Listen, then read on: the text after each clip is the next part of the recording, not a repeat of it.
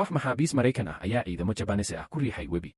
Iyaga oo eegaya ciidamada haysta bastooladaha mashiinka ah, waxay si fiican u ogaayeen waxa ay sugayaan. Sannadkii 1939 dagaalkii labaad ee adduunka ayaa qarxay. CEM Berini, oo muujiyey karti orod oo la yaab leh tan iyo yaraantiisii, waxa uu jeclaa cayaaraha, wuxuuna nasiib u yeeshay inuu ka qayb galo ciyaarihii Olimbikada Berlin 1936, halkaas oo uu jebiyey rikoodhka adduunka.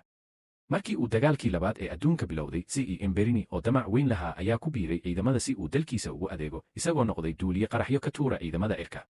Si kastaba ha ahaatee, inta uu howlgal raadinta ku jiray, diyaaradoodu way cilad gashay. Mashiinka bidix ayaa istaagay, wicitaankii saldhiguna jawaab ma soo noqon. Waxa ay qasab ku noqotay inay samayn mashiin badmareenka ah.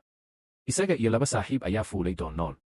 Kadib markii si taxadar leh loo xisaabiyey, waxay ogaadeen in sahaydu keliya 7 ku filnaan doonto. Rajadoodii keliya waxay ahayd in gurmad degdeg ah yimaado.